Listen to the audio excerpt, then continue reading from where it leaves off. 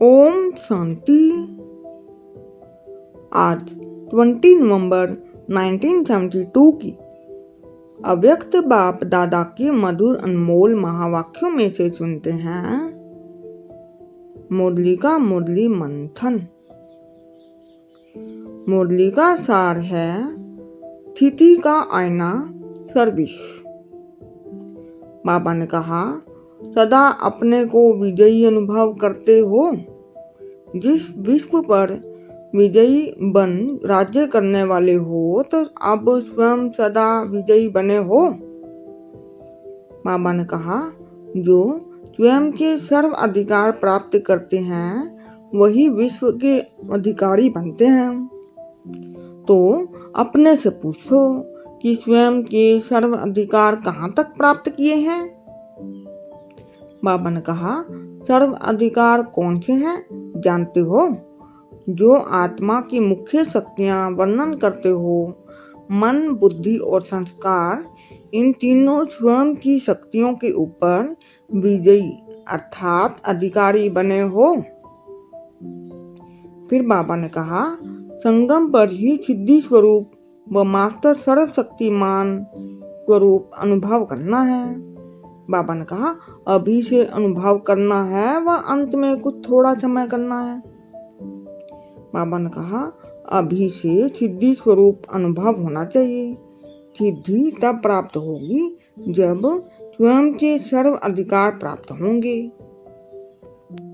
फिर बाबा ने कहा, अगर स्वयं को चेंज करने में समय लगता है वह सदा विजयी नहीं है तो औरों को विजयी बनाने में समय और शक्ति ज्यादा लगानी पड़ती है।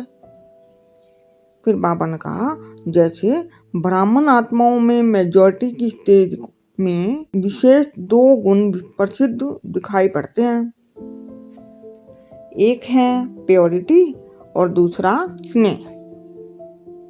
फिर बाबा ने कहा, ऐसे ही सर्विस की रिजल्ट में स्नेह और प्योरिटी स्पष्ट दिखाई देता है। बाबा ने कहा, जो नवीनता व नॉलेज में विशेषता है वह नॉलेजफुल स्टेज व मास्टर सर्वशक्तिमान की स्टेज और सर्वशक्तिमान बाप की प्रैक्टिकल कर्तव्य की विशेषता विशेष रूप से जो अनुभव करने की है वह अभी कम है। जैसे निमित्त बने हुए ब्राह्मण स्वयं शक्ति रूप का अनुभव अपने में भी परसेंटेज में करते हैं, ऐसे ही सर्विस के आईने में शक्ति रूप का अनुभव स्नेह और सहयोग की तुलना में कम करते हैं। बाबा ने कहा, अभी समय प्रमाण, समीपता के प्रमाण, शक्ति रूप के प्रमाण स्वयं शक्ति रूप हो दूसरों के ऊपर डालेंगे तब ही अंतिम प्रत्यक्षता समीप ला सकेंगे। बाबा ने कहा, शक्ति का झंडा लहराओ।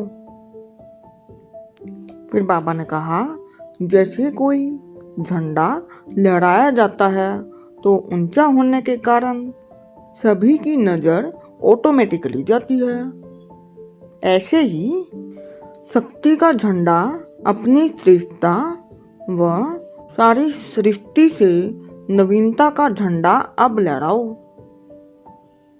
ओम शांति।